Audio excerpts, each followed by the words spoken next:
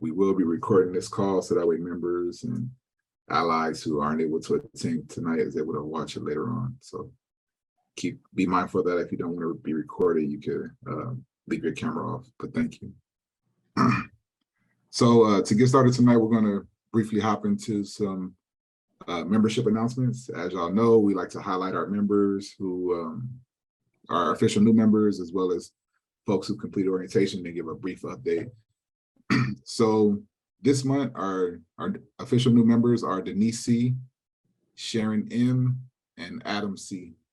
So we want to take a minute to congratulate them, give a little clap for choosing membership and doing everything needed to complete and be official members of IJ Action as we power build together, and really appreciate everybody, for what y'all do. And if you haven't had an opportunity to fill out the membership application yet, there will be a time where we will drop that link in the chat, and you all will have an opportunity to choose membership as well as we power build together. Oh, there goes Adam. Hey, Adam, we just announced you as an official new member.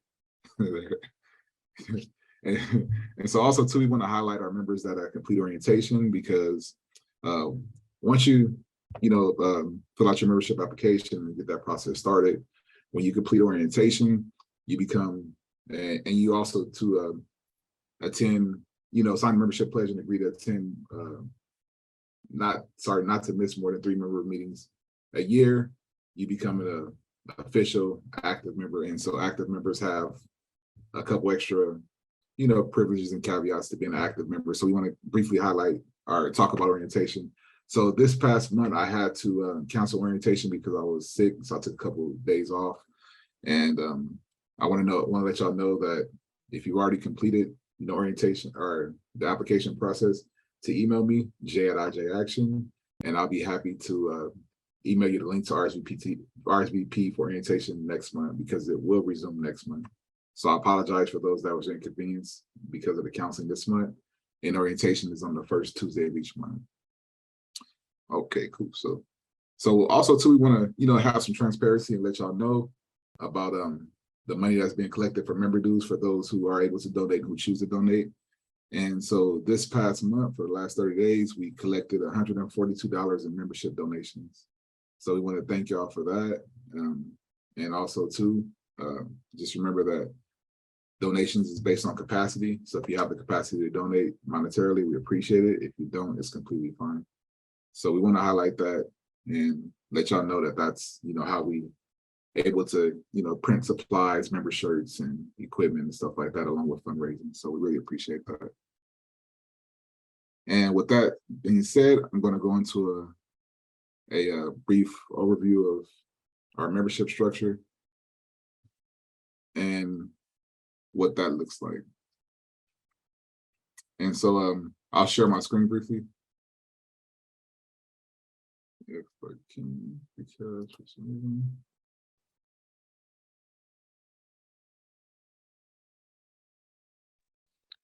And so this is a wonderful. Sorry, Jay, I was just going to say a couple of folks were messaging me. If you already completed the application, yes, you are already a member. This disclaimer is for folks who maybe this is their first time joining, or they haven't completed the membership application yet. So, just want to let folks know, if you're not yet a member, here's what you can do to become a member. Yeah, and I apologize for not being absolutely clear, but thank you for that, Tanya.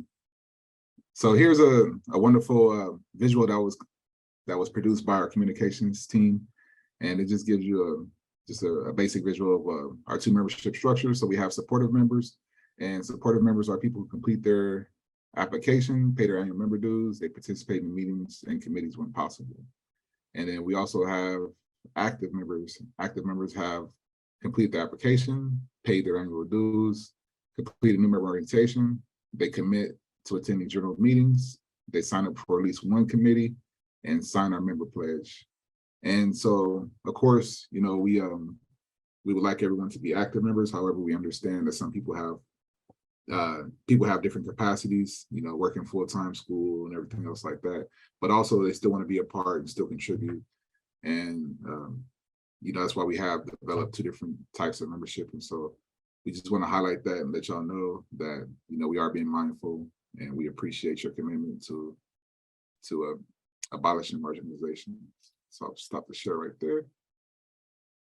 And we're going to speak about, again, so the membership dues, as we mentioned, it's important to remember that, as I mentioned previously, the membership dues are not a mandatory minimum. There is no obligation that has to be, paid. It's specifically, if you have the opportunity to pay, if you have the capacity, you would like to contribute, then it's appreciated. If not, on the membership application, there's a portion where you mark, I'm unable to contribute, and that's perfectly fine. So our general member meetings are held on the second Tuesday of each month from 6:30 to 7:30. So we'll be dropping that RSVP link in the chat, and that way folks will be able to RSVP for next month's meeting, and you're able to stay in the loop. And I kind of feel like I've been talking for a minute, so so briefly we're going to get into our committee updates here, and I'll start off, of course, since I'm already jabbing.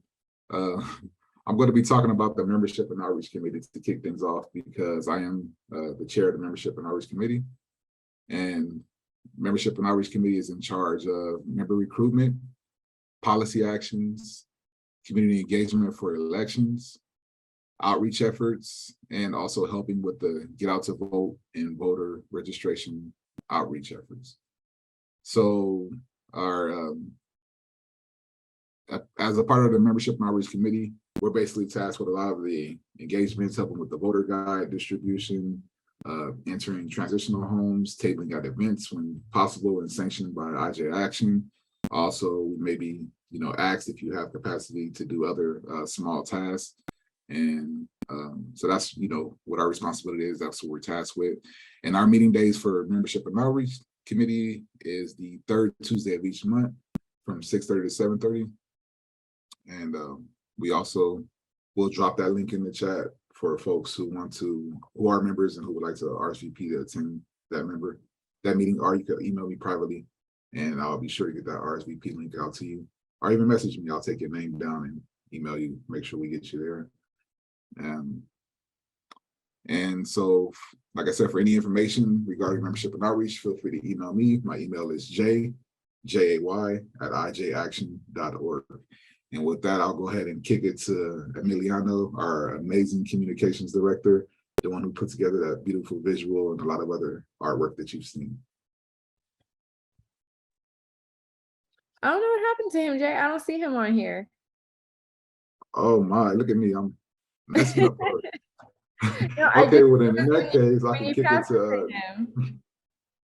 Okay. Yeah. I don't know what happened. Yeah, so maybe he had a glitch. I'll go ahead and give the update for my amazing partner. So Emiliano is obviously experiencing some technical difficulties. So Communications and Fundraising Committee is the committee that's tasked with communications, so like social media, introductions, policy items, posting, and bringing awareness to the wonderful work that we're doing here at IJ, and also the IJ family and other partner organizations. We have a committee based with members and staff, and Communications and Fundraising also will be responsible for hosting fundraising events and just bringing awareness and helping out. So for information about Communications and Fundraising, or how you can be a part of what they're doing there in those meetings, feel free to email Emiliano, EMILIANO @IJ Action, and we will also drop that in the chat so that way folks can get in contact with him, or you can email me, jay@ijaction.org, and I'll be happy to direct the communication so that we get you in touch with the right person. And with that, I'll pass it to Taina. Yeah, and I think this is an announcement that Emiliano was going to make, so I'll make it.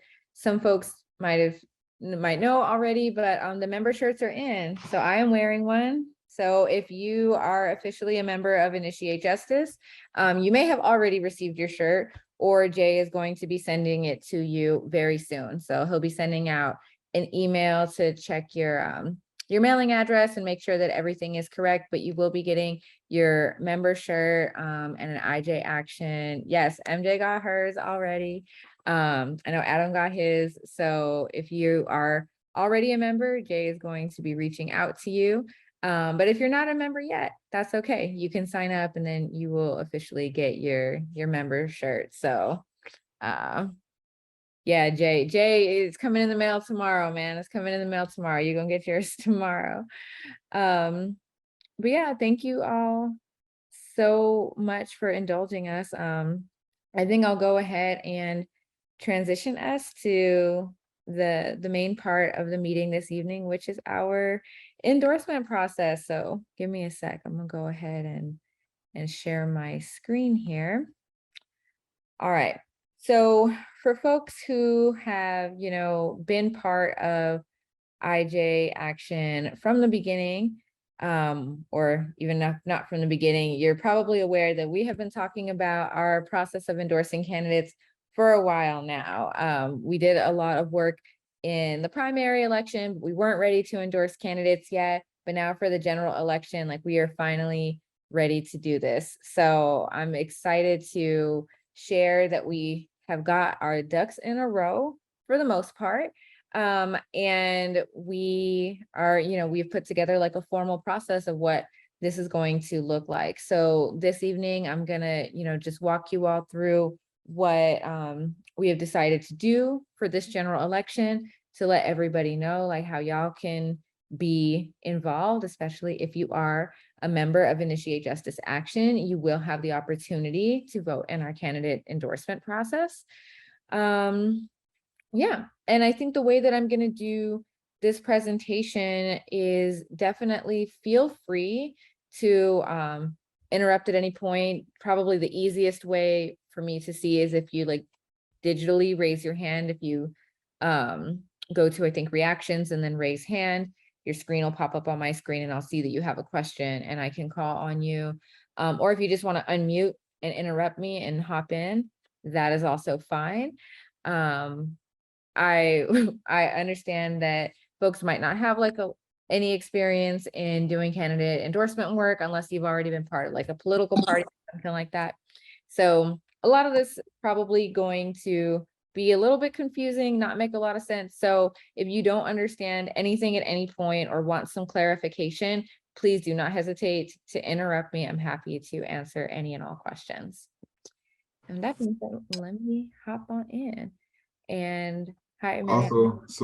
Also, if you don't feel comfortable talking, you could write your questions in the chat. I'm monitoring it and I'll be able to pass that along to Tahina. Thank you. Yes, because I will not be looking at the chat while I'm presenting. Thanks, Jay. All right.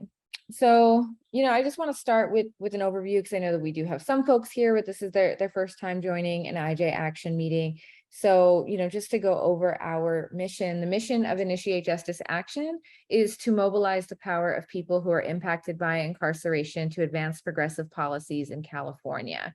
So we do that by accomplishing a couple of different goals. One, we bring the political power, we build political power of impacted people across California.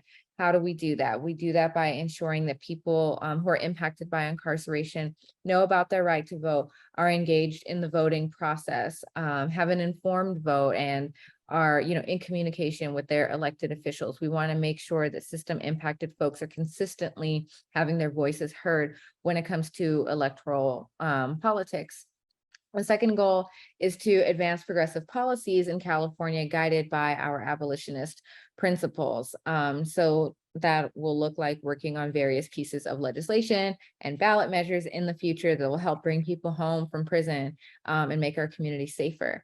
And then our third goal, which is what this endorsement process will address, is to organize candidates and elected officials to commit to championing and supporting progressive policies. Now, for anybody who, pays attention to what happens in politics, a lot of times we feel like we don't want to participate or we don't want to vote because we often feel like the candidates are not supporting like our political interest. When it comes to justice reform and prison abolition in particular, it's really difficult to get candidates to commit to anything substantial.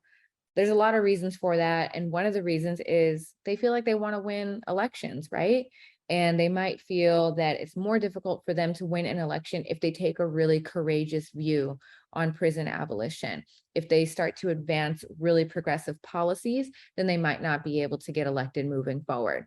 So Initiate Justice Action wants to be part of like the ecosystem that is changing that is, offering an incentive for people who are running for political office to run on progressive and abolitionist platforms. We want folks who are courageous to step up to the plate, to run for office, and to know that they're going to have the community behind them.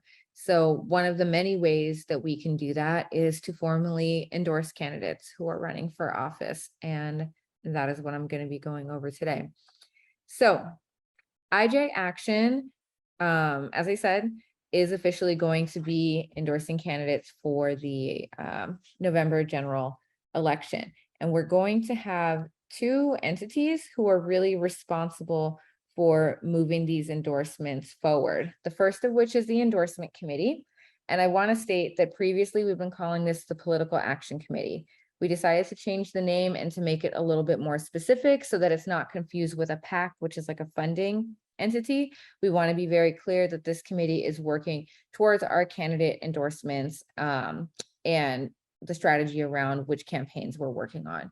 So our Endorsement Committee is going to be tasked with leading the process for endorsing candidates, supporting or opposing recall efforts, and taking positions on legislation and ballot measures. So the Endorsement Committee is going to be like the main body that is helping to figure out like which candidate races do we even want to weigh in on, what pieces of legislation or ballot measures should we be prioritizing. They're kind of just going to be like taking the lead on like starting that process. And the Endorsement Committee shall be composed of all IJ Action board members and staff. The Endorsement Committee will make recommendations for candidate endorsements and add them to a consent calendar. I'm going to talk in great detail about what a consent calendar is. And the consent calendar must be approved by the IJ Action membership. So the way that this is set up is that the kind of like groundwork is going to be done by the Endorsement Committee, which is going to be made up of IJ Action board members and staff. However, the ultimate decision-making authority is going to rest with the members. Anything that the Endorsement Committee recommends or suggests is subject to the final approval of the IJ Action membership. So if you're already a member, great. If you're not a member yet, you can become a member. So IJ Action membership. An IJ Action member is anyone who has completed a membership application and contributed the membership dues, even if the amount is $0. So as Jay said, you can contribute membership dues if you want. There's no set amount. You can give us $5, $50, $500, $0, whatever it is that you want to contribute. That is fine in order for you to become a member of Initiate Justice Action. Since the IJ Action membership is so new, at this time, both supportive and active members will be allowed to vote in the candidate and endorsement process for the November 2022 general election. So in future endorsement processes, one incentive of becoming like an active member will be to participate in the endorsement process. But since the membership is so new and really we're still figuring the process out, we figured that it would be more fair for us to be able to say, okay, anybody who's a member right now is going to be able to participate in our endorsement process. And IJ Action members must approve the Endorsement Committee's consent calendar, which means that members have the final say on endorsements. So this is an overview. I can definitely get into more details. Are there any questions at this point before I get into the details?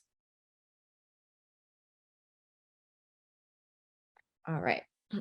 So these are the different steps for our endorsement process. All right, so step number one, the Endorsement Committee determines which candidates to interview. So IJ Action, as a statewide org, for the most part, we focus on candidates who are running for state office. And anybody who's been a member of IJ on the C3 side knows that it's the same thing. We focus on statewide bills. So the candidates who we're going to be considering for endorsement are going to be running for these offices for the most part, which is state administration, which is like governor, lieutenant governor, attorney general, secretary of state, controller, treasurer, like those things, offices in the state administration. The Board of Equalization. Those are 4 people who are elected to represent different regions across the state of California, and they are in charge of managing what happens with our property tax dollars. The State Senate, which of course is the 40-member the upper house, legislative house of the state of California, and the State Assembly, which is the lower house, which has 80 members.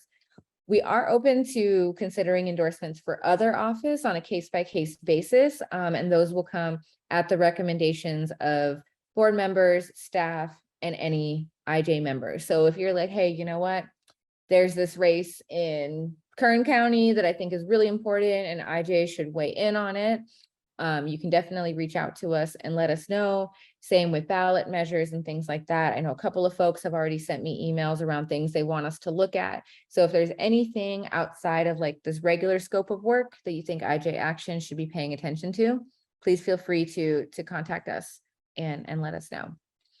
Step number 2, candidates are sent questionnaires.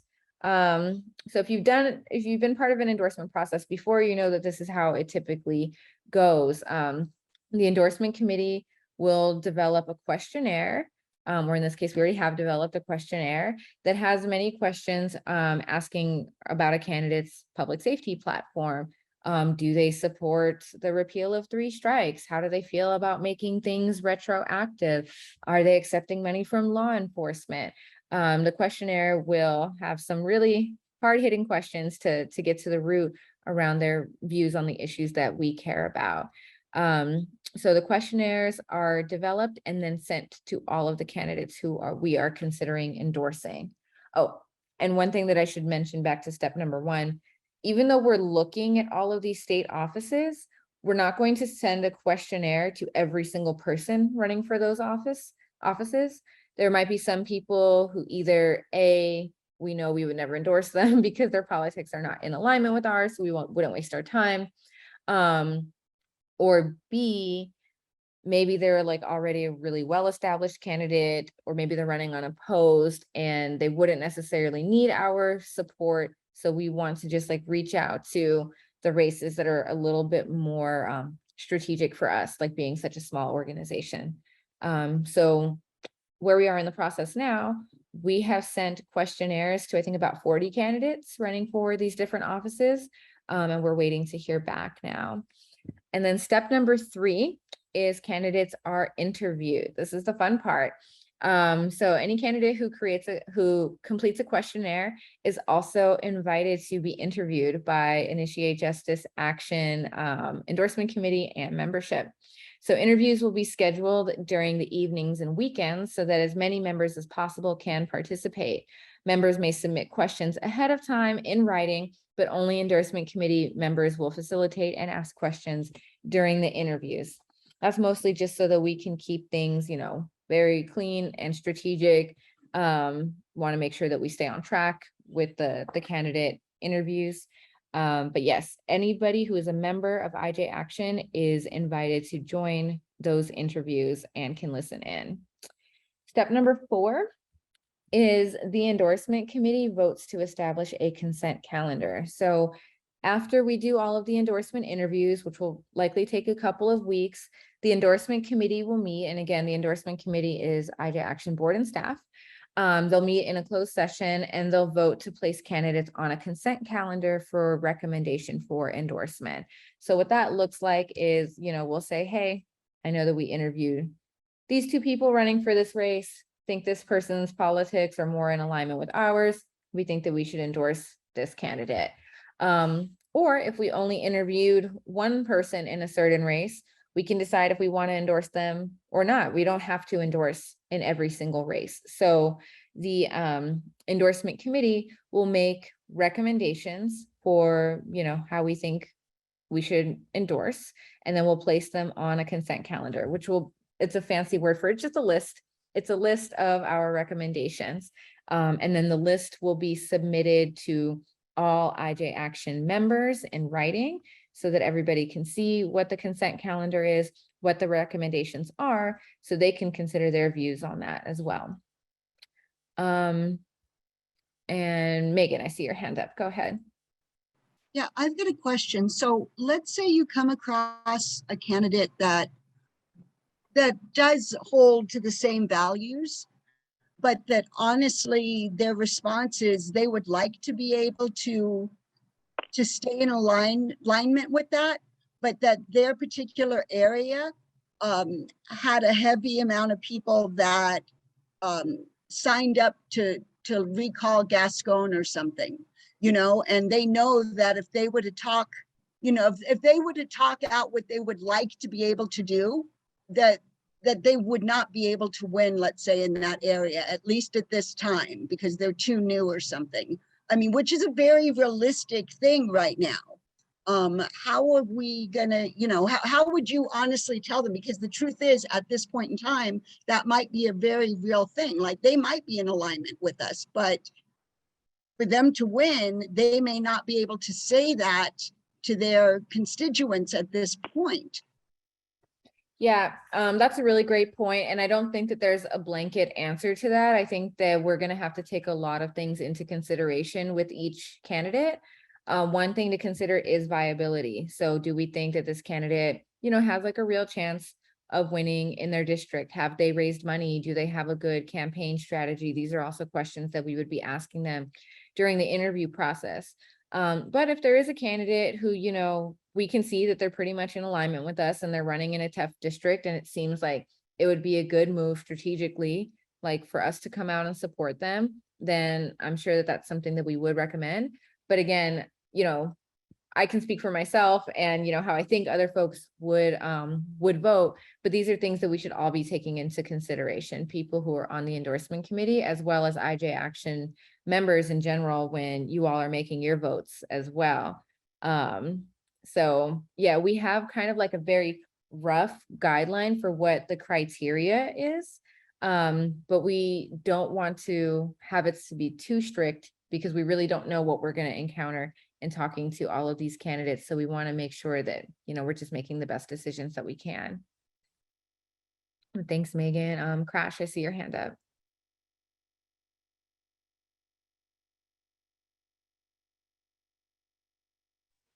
I had a similar question, but it was kind of the opposite. Like, what if we see a candidate who says that they're representing our values, but that's just not happening? I see so many candidates that throw the term abolition around and they'll go eat up 15 to 20% of the vote, right? But do they believe in our values? No. Do they understand how governing even works half the time? Absolutely not. Do they get a lot of their rich friends to donate? Yeah. And that's what worries me. I see a lot of that going on. I see a lot of people who ran as abolitionists who have now dropped out, lying about things that I know otherwise with screenshot receipts to be untrue. And it's just, I mean, I hope we're not going to partake in the circus. You know what I mean? Like, that's kind of my concern, is like that we're looking too closely at, can people win or can't they win? Or rather than like, can we meet them where they're at? Can they speak to us as human beings? I think it's worth noting that Santiago, I don't think was considered an IJ ally up until ever. And I mean, he's willing to pretty much vote down ballot with us right now because his office is helping me with my tenant issue in my building, like, and my tenant union, and like his staff is coming tomorrow to help with that. Due to alleged business, Santiago has our back. No, he does a lot of good things with the LAPD, but at the same time, is he willing to vote on, you know, assembly bills that we want passed? Absolutely. And I think that's worth taking into account, more so than candidates that will just throw out terms like abolition, and you're like, what does that mean? And they're like, I'm not going to hire one police officer. And it's like, that's not actually your call, but word, you know what I mean? Like, that's my only concern. But other than that, it's not even a concern, just a point to make, because honestly, I also will always speak out against people that nobody does. And that organization particularly is one that sees very little opposition and endorses a lot of candidates. And they're the only segregationalists that I see in the liberation movement, and it's all white people. So I do have a lot to say about that and personal experience with that. And I just wanted to put that on record now, if not ever. But mad love, and I love this because this is. No, absolutely. Thank you, Crash. Well, first of all, I want to say that's why we also want the membership to have a vote in this, because there's always going to be things that like membership can see and, knows that we're not aware of. We know that people are, represented across different Senate and Assembly districts. So it's great that you're able to share that experience that you have with that office. But I think one of the first questions on our questionnaire actually is like, how do you define prison abolition? Like, what does that mean to you? So, hopefully we'll be able to like ask these tough questions and get some responses from candidates. And if they are somebody who is already in office, then we can compare their responses to what their voting record is or how they've engaged with the community. So yeah, these are definitely things that we all need to take into consideration. So thank you, Crash, and thank you, Megan, for your questions. I am gonna move us along though. So after the endorsement committee puts together its consent calendar, like, our list of candidates that we are recommending to endorse, we're going to have an endorsement meeting. So this is a meeting where the endorsement committee members attend and all the IJ Action members attend. And this is where we finalize everything and do our final vote. So for the endorsement meeting, the first step is giving folks the option to pull races from the consent calendar. So any endorsement committee or IJ Action member can make a motion to remove a race from the consent calendar. So let's say, for example, this is a bad example because I don't think we're going to endorse in this race, but it's all I can think of right now. I live in Assembly District 46, where the two candidates are Jesse Gabriel, who's the incumbent, and Dana Caruso, who's a Republican, like retired school principal or something.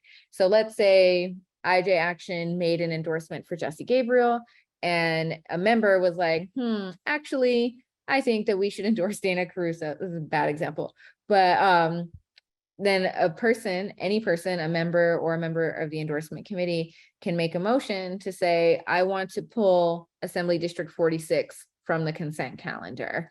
It has to be seconded, and at least 10% of whoever is there has the vote to say, okay, yes, let's pull this from the consent calendar. So if we have 50 people in the meeting, we just need 5 people to say, let's pull this from the consent calendar. And from there, we have a discussion. People can speak in support of one candidate. People can speak in support of another candidate, but this is a place where we can have a conversation around whether or not, the full membership agrees with the recommendation for this endorsement.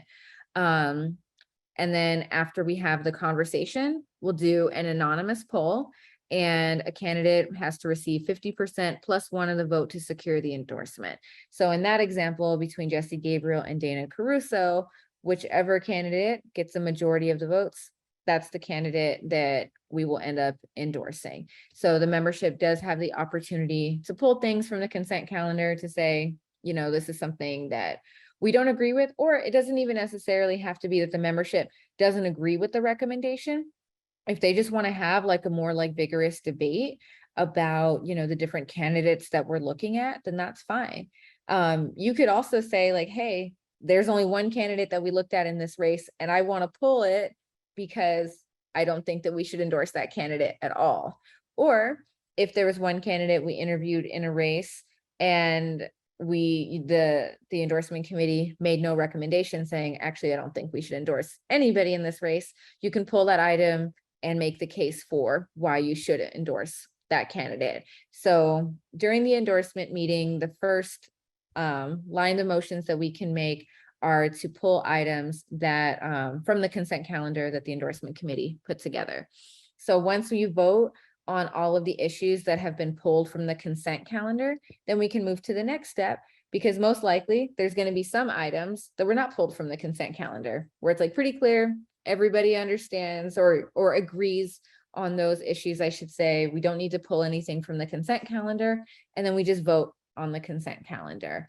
And once the majority of the membership and endorsement committee vote to approve the consent calendar, it's approved. So that means all of the candidates who are on the consent calendar who didn't get pulled, they get approved. And then for all of the candidates who did get pulled, you know, pending the outcome of what that race is, or, you know, what that vote was, then those candidates would be endorsed as well.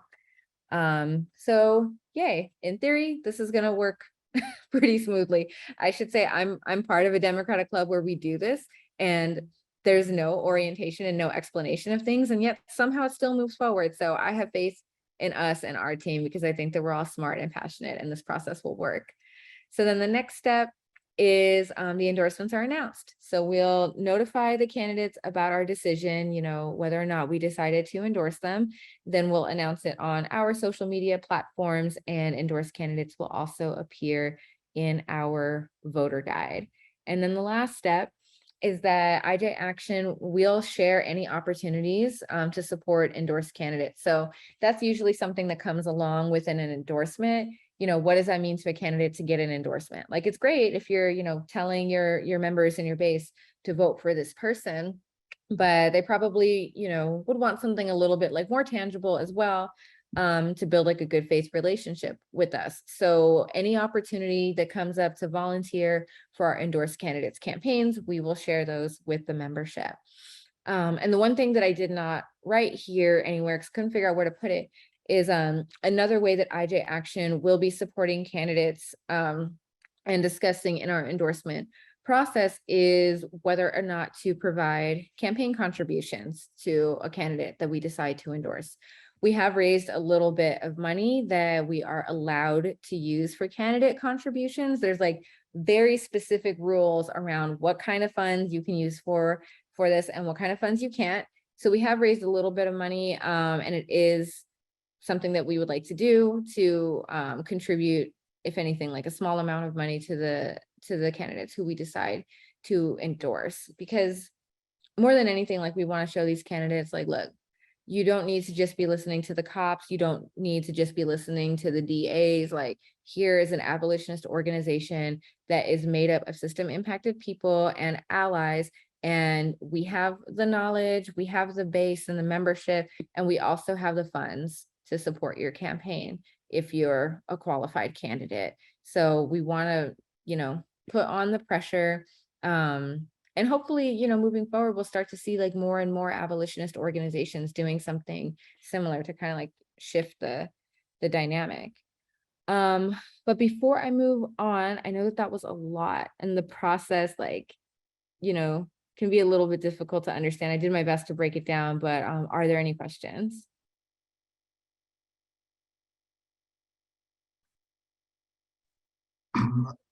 If I may, I just wanted to just kind of add a little context as far as like some people, you know, may think like, hey, why not cast out a broad net and, you know, interview everybody? Why not send questionnaires to everyone? And I would say that the reason because is that the IJ Action endorsement is going to be a specific badge of honor, like an exclusive endorsement. Like, we're not going to be like a lot of other organizations who just give endorsements to everybody and then they become meaningless, or it's just a show of solidarity because of the color of their ballot that they're running. And also it would be doing a disjustice to legislators who do support, you know, IJ policies and who are, you know, in those on those floors and chambers fighting for, you know, transformative justice bills. So I just kind of want to put that out there so folks can have an understanding of why we're not just, you know, casting a wide net trying to capture all the fish. We want the people who are, you know, standing for beliefs and ideals and who are trying to pilot transformative change here in California.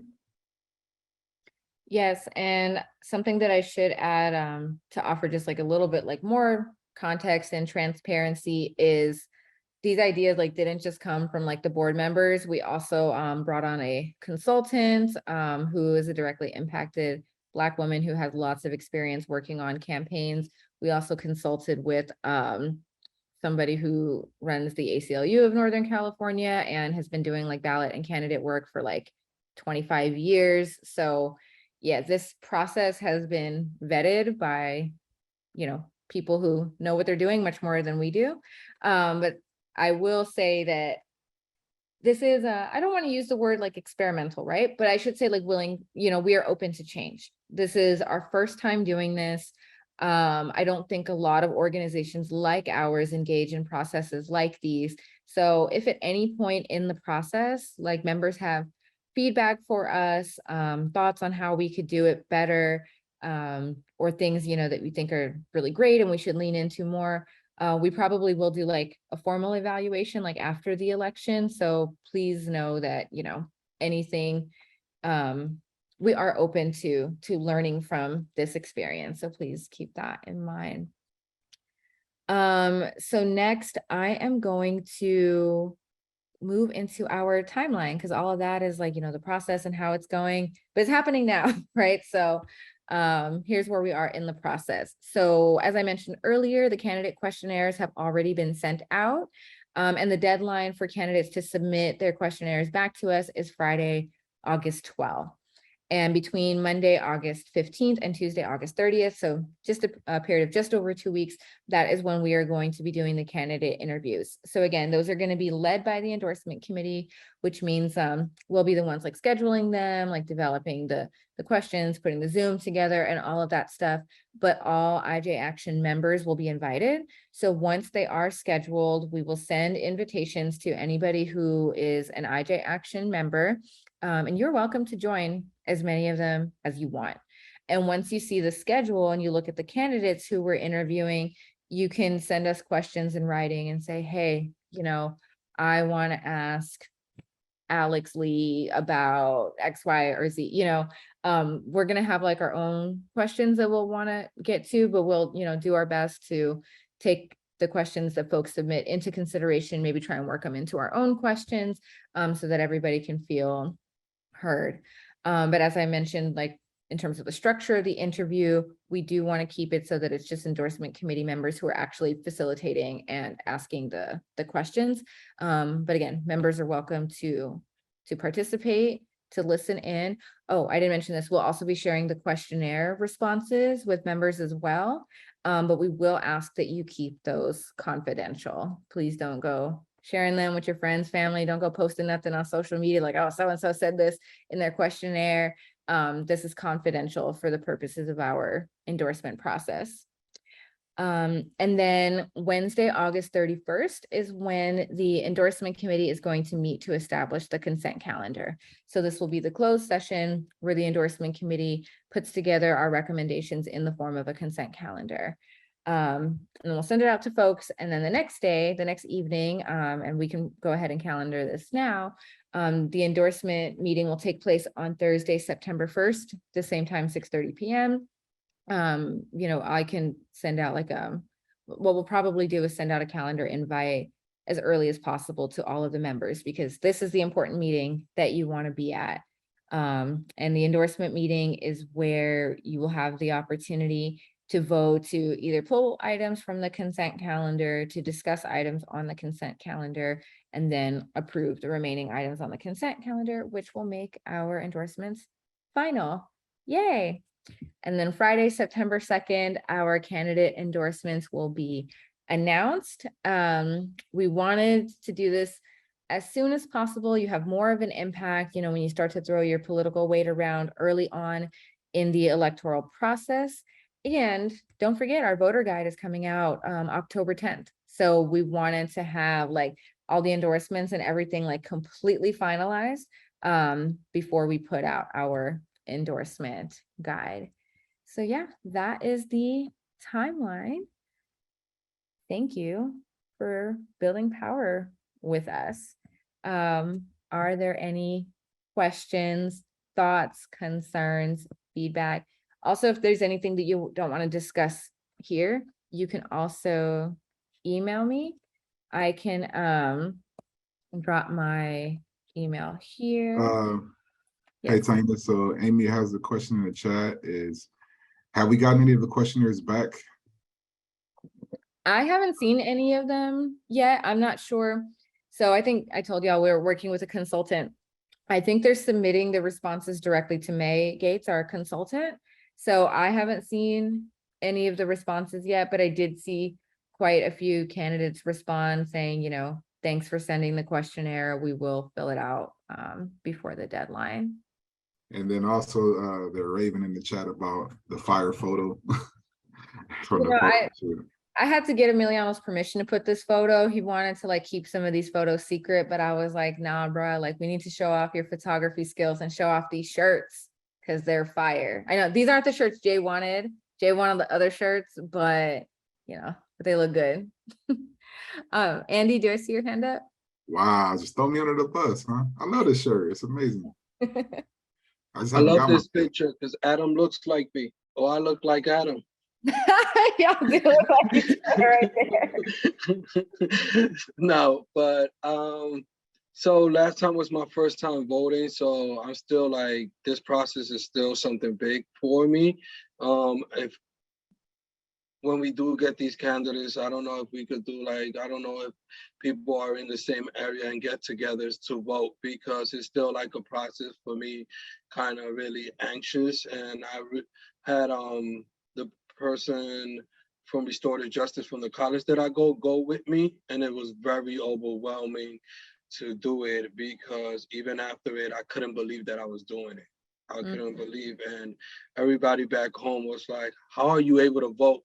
Because in New York, they can't vote yet. So it's just, when we are gonna support these candidates, are we gonna be lobbying for them together too? Because for me to do that by myself could be done, but I'd rather have a team with me. Absolutely. And thank you so much for lifting that up, Andy. Like, one, just thank you so much for like your vulnerability and sharing your story with us. Like, I remember seeing your posts on social media when you voted, and that was very like impactful and moving for me, because we worked really hard to win voting rights back for folks who are on parole. So I'm just grateful that you're out here and that you're doing the work. And yes, like voting is definitely something that we should be doing in community. We hadn't like finalized this yet, but something that we've been talking about as a team is like doing like ballot parties and things like that. Like, you know, getting folks that are part of IJ Action like together to like fill out our ballots like in community, to answer any questions that folks may have. So absolutely, that's something that we are open to doing and I think would be really impactful. And yes, around volunteering to support the candidates who we've endorsed, we will be sharing like any volunteer opportunities that come our way with all of our membership.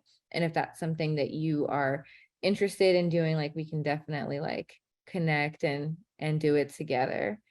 Yeah, I'm sorry. I also too wanted to briefly add that the IJ Action team, we had attended a like a meeting of sorts of different organizations around the nation who was doing work with helping people who are formerly and currently incarcerated get their right to vote back. And just with the passage of Prop 17, the work that we're doing here is so impactful and amazing.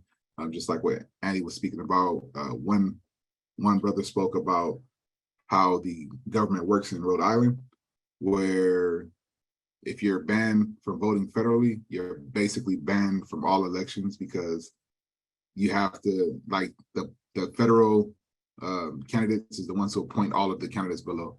So just think about, you know, being in such a small state like that would impact the community, and just being mathematically blocked out of all say so in every single thing. And, you know, the people who are fighting, you know, along with us and trying to figure out what we're doing so they can implement it there to get folks re-enfranchised. Like, this work is so powerful and it has so much implications, and that's why we're passionate about it and we appreciate everyone who shows up. Thanks, Jay. Stephanie, I see your hand up. Yeah, I'm new. This is my first meeting, so it's just a question. I was just curious if you guys have thought about or doing like ballot initiatives or something regarding voting and voting rights and voting, like basically like a lot of employers, work their employees a lot, really hard, especially around election times in terms of overtime and all that. So they don't really have a lot of the time, the reason they don't participate is because they're busy with work and family and aren't familiar with what they need to know. So I was just wondering if there's something to maybe, actually make it a day off for workers to be able to do that. Yes, thanks for that question, Stephanie. And thanks for joining us. Yeah, we met Stephanie at Night Out for Safety and Liberation here in the Valley last week. So, and I see some other Valley folks. I saw Kat and Jolly here as well. So welcome, y'all. Yeah, so we are very much in support of working on ballot measures. The last ballot measure we worked on was Prop 17, which of course restored voting rights for folks on parole. A ballot measure that we are going to be working on for the 2024 election is to repeal the 3 strikes law. So we're already, committed to that and have been doing like a lot of work to behind the scenes to lay the foundation for that. We haven't actually talked about making it a holiday, making Election Day a holiday. I know that's something that's been an effort at the federal level every now and again, but I would definitely say that that is something that we're open to. We want to do another ballot measure soon to restore voting rights for all people impacted by incarceration, including currently incarcerated people. So yes, ballot measures are something that we love to do, and we love to get ideas from folks. So thank you. And I'm looking at time, so maybe I can take like one more question before I pass it back to Jay for us to wrap up. Yeah, any last questions, thoughts, feedback? And again, anything, if you want to send it to me privately, you can email me. All right, well then Jay, I will pass it back to you. Thank you all so very much for listening, for weighing in on this. I am very much looking forward to starting to schedule these candidate interviews in the next couple of weeks. I'm very excited to make candidates listen to formerly incarcerated people and people with loved ones inside, and excited to put the pressure on them to make them pay attention to the issues that are important to our community. So thank you all. And Jay, I'll hand it back to you. Thank you, Taina. I really appreciate that wonderful presentation that you give with that professional slideshow. Is a great way to break down like the intricacies of the endorsement process, because there's so many moving parts, and it's just going to be so much power building going on. So at this time, we want to thank everybody on the call for being here and for being a part of what we're doing. And for those of you who have chosen membership, we appreciate it, and we ask that you stay involved, that you continue to show up to meetings and be a part of the communal structure and the building that we're doing. For those who haven't yet had a chance to fill out their membership, here's the link in the chat so that you all can click that link right now and be able to fill out your membership application. Once you fill out your membership application, it'll come to me. I'll receive it. You'll get a couple emails from me, and we'll be in communication for a while, have some orientation and things like that going on.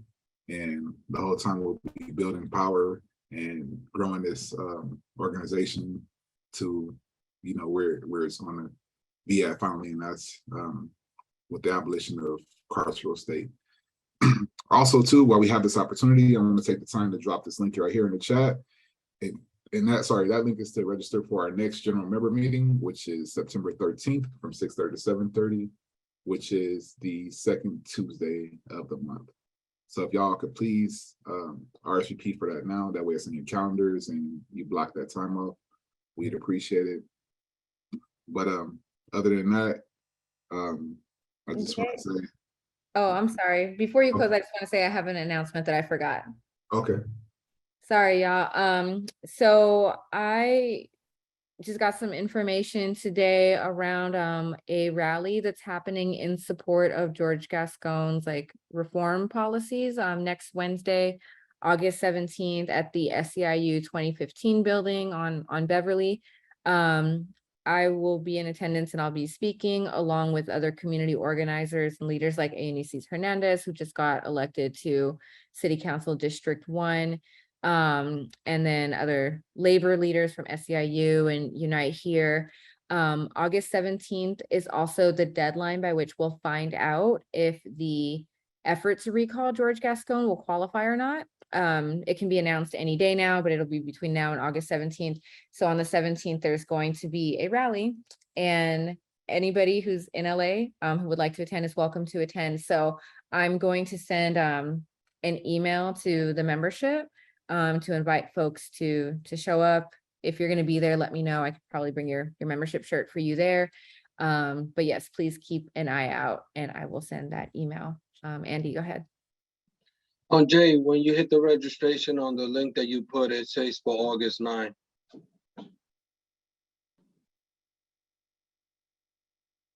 So I don't know if mine's is showing a mistake. Okay. If you do a drop-down menu, it'll show all the dates for the upcoming meetings.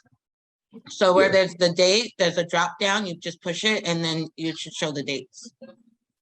And if you have some extra time, you can just keep hitting the drop down and keep registering for everyone going forward. That way it saves some time in the future. But thank you. Yeah, thanks for that. I was alone, like, what? I'm like, what's going on? Do I need to go and, but yeah. No, you're good. It happened to me too, so. Yeah. So thank y'all for that help with the technical side of things. I really appreciate it. But yeah, everyone, please, hit those links real quick. Fill out your membership application. You'll get an email from me shortly, probably sometime tomorrow or the day to follow. And please register for the general meeting going forward, as well as just be cognizant of your inbox for the updates with the endorsement process and committees.